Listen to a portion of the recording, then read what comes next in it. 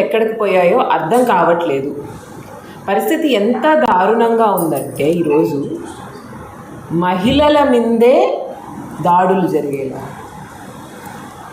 అంటే ఎవరో వేరే వాళ్ళు కాదు, గుర్తు తెలియని వ్యక్తులు చేసింది కాదు, మీకు సంబంధించిన నాయకులే మహిళల మీద అఘాయిత్యాలు, అత్యాచారాలు, లేకపోతే రకరకాలైనటువంటి వేధింపు చర్యలు చేస్తుంటే కూటమి ప్రభుత్వం ఏం చేస్తుంది? ముఖ్యమంత్రి చంద్రబాబు నాయుడు గారు ఏం చేస్తున్నారు? మహిళల మీద అత్యాచారాలు జరుగుతున్నాయి, అఘాయిత్యాలు జరుగుతున్నాయి, మహిళల పట్ల అసభ్యంగా ప్రవర్తిస్తున్నారు. మీ నాయకులు కానీ లేకపోతే సాధారణటువంటి ప్రజల్లో ఉండే వెధవలు కానీ ఈ రకంగా బిహేవ్ చేస్తుంటే మీ కూటమి పాలనలో మీరందరూ ఏం చేస్తున్నట్టు? మామూలుగా పొద్దున్నే పేపర్ తీయగానే పెద్ద పెద్ద డైలాగులు ఉంటాయండి దానికి సంబంధించి, అంతే. దాని తర్వాత ఇంకేమీ యాక్షన్స్లో కార్యరూపం దాల్చట్లేదు, మాటల్లోనే ఉండిపోతుంది కూటమి ప్రభుత్వం. దానికి ఉదాహరణ జరుగుతున్నటువంటి ఘటనలు. ప్రశ్నించే మహిళల మీద మీరు పెట్టే కేసులు.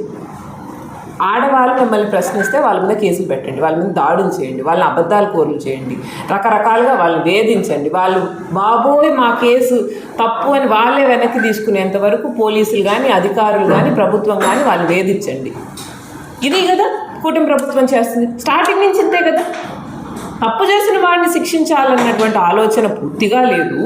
ఎవరైతే ఆ తప్పు చేశారో వాళ్ళ మీద, ప్రశ్నించిన వాళ్ళ మీదో, లేకపోతే మాకు ఈ అన్యాయం జరిగిందన్న వాళ్ళ మీదో మీరు రకరకాలుగా వేధింపు చర్యలు చేస్తుంటే చోద్యం చూస్తున్నారు కదా. మీకు సంబంధించిన నేతలు, కూటమికి సంబంధించిన ఎమ్మెల్యేలు,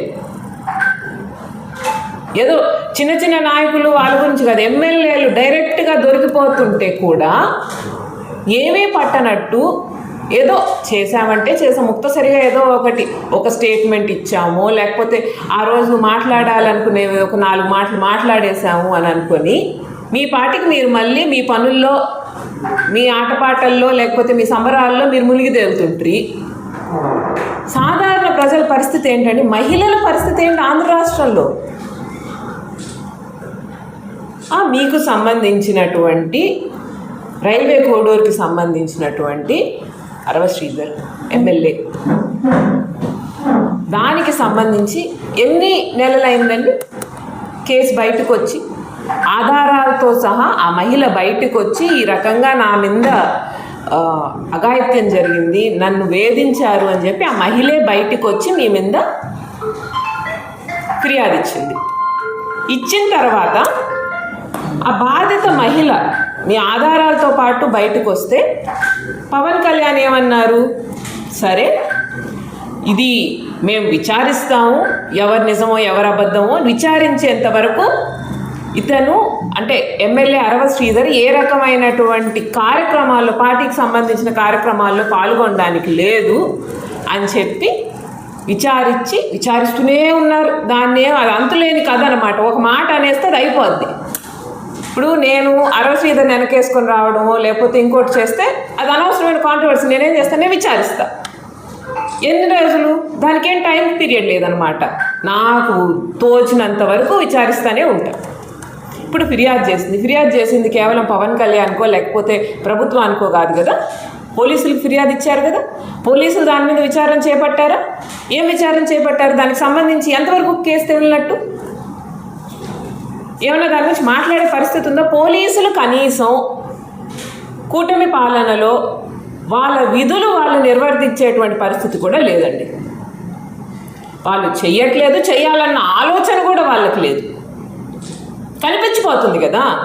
ఎందుకంటే కూటమి ప్రభుత్వంలో పెద్ద పెద్ద నాయకులను వదిలేయండి, సరే పెద్ద పెద్ద నాయకులను చేయడానికి మీ దగ్గర సరైనటువంటి ఆధారాలు లేవని చెప్పొచ్చు, లేకపోతే మాకు ఆ స్థాయి లేకుండా పోతుంది, మమ్మల్ని కట్టడి చేస్తున్నారు కాబట్టి మేము ఎమ్మెల్యేలని లేకపోతే దానికి సంబంధించిన పెద్ద పెద్ద నాయకుల్ని మేము వెంటనే అరెస్ట్ చేయలేకపోతున్నారు పోలీసులు. ఓకే, సరే చిన్న చిన్న నాయకులు, చోట నాయకులు, వాళ్ళతో పెద్ద సంబంధం లేదు, వాళ్ళ మీద యాక్షన్ తీసుకోవడానికి మీరు ఎందుకు భయపడుతున్నారు? వాళ్ళకి ఎందుకు క్లీన్ చిట్ ఇవ్వాలనుకుంటున్నారు? మీరు ప్రభుత్వానికి పనిచేస్తున్నారా, ప్రజలకు పనిచేస్తున్నారు? మీరు ప్రభుత్వానికి పనిచేస్తున్నారు కాబట్టే కదా ఎవడెంత తప్పు చేసినా కానీ తప్పించుకొని వెళ్ళిపోతున్నాడు. మనం ఏమి రాజ్యాంగం ఉండేటువంటి రాష్ట్రంలో ఉంటున్నామా, లేకపోతే ఎట్లా పడితే అట్లా బిహేవ్ చేయొచ్చు అధికారం ఉంటే అన్నటువంటి రాష్ట్రంలో ఉంటున్నామా? నాకు అర్థం కావట్లేదు. మనకి ముఖ్యమంత్రులు ఉన్నారు, హోంమంత్రిగా మహిళ ఉంది. ఇటువంటి సంఘటనలు రోజు జరుగుతున్నాయి.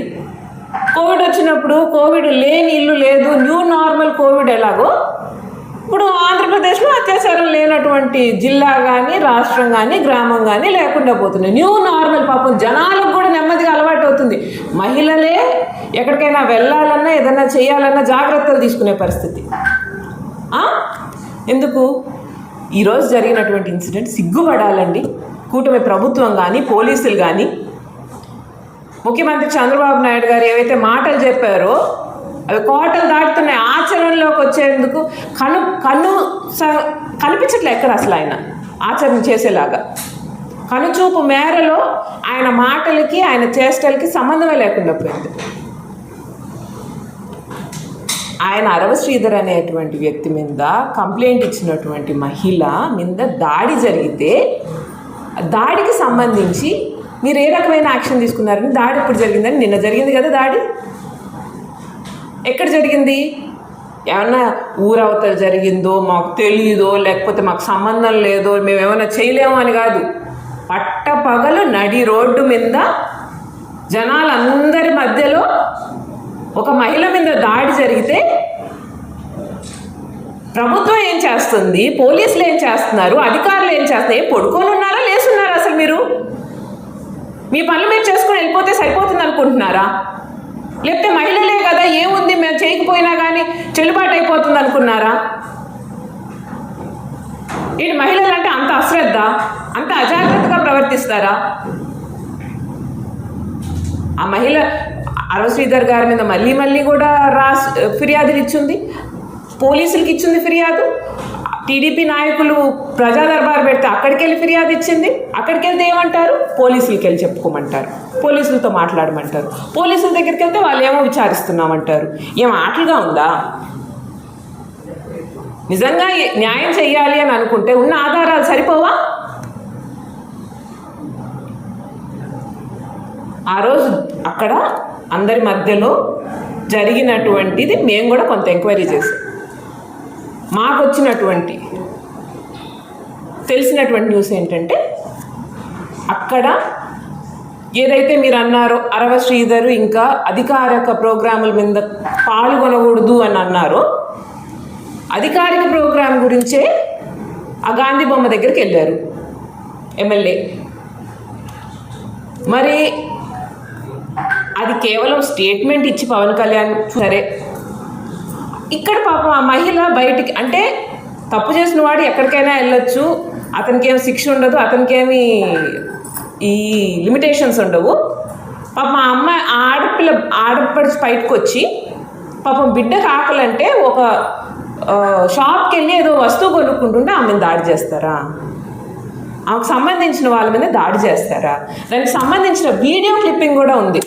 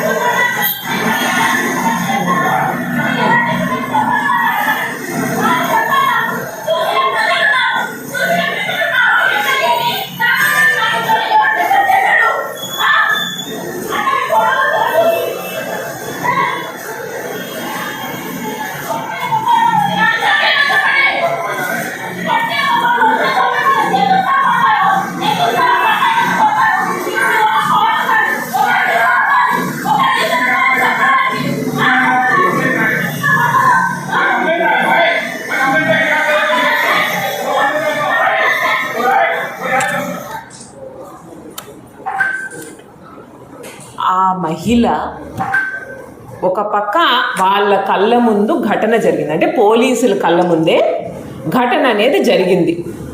ఈరోజు ఏమి ఎక్కడో ఘటన జరిగాక పోలీసులు వెళ్ళారు అని లేదు. పాపం పోలీసులు కళ్ళెదురుగా జరిగింది, వాళ్ళు ఘటన చేసిన వాళ్ళకే తోడుగా ఉన్నారు. కానీ పాపం జరిగినటువంటి బాధితురాలకు కానీ బాధితురాలతో వచ్చినటువంటి వ్యక్తిని కొడితే కానీ అడ్డగించే ప్రయత్నమో ఇంకొకటో చేసినట్టు కూడా కనిపించట్లేదు. వీడియోలో మనం కళ్ళారా చూడొచ్చు.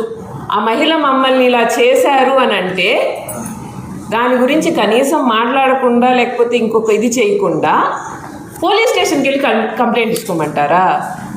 అంటే పోలీసులు వేరు, పోలీస్ స్టేషన్ వేరా? పోలీస్ స్టేషన్లో లేకపోతే పోలీసులు ఉద్యోగం చేయబడలేదా? డ్యూటీలో ఉన్నాము, యూనిఫామ్ వేసుకొని ఉన్నాము, మాతో అట్లా మాట్లాడకూడదు, మాతో ఇట్లా మాట్లాడకూడదు, మమ్మల్ని తాకూడదు, ఇవన్నీ మాత్రం అప్లై అవుతాయి పోలీసులకి. కానీ అక్కడ జరిగినటువంటి కేసు మీరు సుమోటోగా కేసు తీసుకోవాల్సింది పక్కన పెట్టేసి బాధిత మహిళ నాకు ఇలా అన్యాయం జరిగిందని నువ్వు పోలీస్ స్టేషన్కి వెళ్ళి కేసు పెట్టుకుంటారా? పోలీస్ స్టేషన్కి వెళ్తే కేసు పెట్టుకొని విచారిస్తున్నామంటారా? అధికారుల దగ్గరికి వెళ్తేనో లేకపోతే ప్రభుత్వానికి సంబంధించిన వ్యక్తుల దగ్గరికి వెళ్తేనో మీరు మళ్ళీ పోలీసులకి వెళ్ళి కంప్లైంట్ ఇచ్చుకుని అంటారా? ఏం ఆటలుగా ఉంది ఇక్కడి నుంచి అక్కడికి, అక్కడి నుంచి ఇక్కడికి తిరగడానికి? ఎంత నిర్లక్ష్యము, ఎంత లెక్కలేనితనము. మీరు ప్రభుత్వానికి పనిచేస్తున్న 10% ప్రజలకు పనిచేస్తే సరిపోయి ఉండేదండి పోలీసులు. నిజంగా ఈరోజు చాలా బాధాకరమైన విషయం, ఈరోజు చాలా సిగ్గుపడాల్సిన విషయం. ప్రశ్నించే వాళ్ళ మీద కేసులు, ప్రశ్నించేటువంటి వ్యక్తుల మీద కేసులు, ప్రశ్నించే మహిళల మీద కేసులు, దాడులు. నెల్లూరు జిల్లాలో ఎన్ని కేసులు ఉన్నాయండి ఆడవాళ్ళ మీద కూడా? ఎక్కడ పోయినా అమ్మ మా మీద కేసు పెట్టారు, కావాలని తప్పుడు కేసులు పెట్టి మమ్మల్ని ఎలాగో అలా అరెస్ట్ చేయాలి. ఆడవాళ్ళని, మహిళల్ని మోసం చేస్తారు, మహిళల్ని ఇబ్బందులు పెడుతుంటారు, మహిళలకి రక్షణ లేకుండా పోయారు. సరే, మహిళలకు కాదు, మీకు సంబంధించిన వాళ్ళకే దిక్కు లేదులేండి, మహిళలందరికీ కాదు. ఈ ఘటన జరుగుతుంటే మిగిలిన ప్రభుత్వ అధికారులు కానీ లేకపోతే ప్రభుత్వానికి సంబంధించిన పెద్దలు కానీ ఏమీ పట్టనట్టు, ఏమీ మాట్లాడకుండా, ఒకవేళ మేము ప్రశ్నిస్తే దానికి వచ్చేసి ఏదో ముక్తసరిగా దాని మీద ఏదో ఒకటి యాక్షన్ తీసుకున్నట్టు హాక్ చేసి ఇది నిన్న జరిగింది, నిన్నటి నుంచి ఇప్పటి వరకు ఏం యాక్షన్ తీసుకున్నారు? ఒక సంఘటన జరిగింది కదా, మీ కళ్ళ ముందే జరిగింది, దాని మీద ఏం యాక్షన్ తీసుకున్నట్టు పోలీసులు కానీ లేకపోతే ప్రభుత్వం కానీ? మీ ఎమ్మెల్యే మీద కానీ లేకపోతే మీకు సంబంధించినటువంటి మీకు ఫేవర్గా ఉండేటువంటి న్యూస్ పేపర్లోనే రాశారు ఏమని, స్థానిక జనసేన పార్టీ లేకపోతే కూటమి ప్రభుత్వ నాయకుడే చేశారు ఇది అని.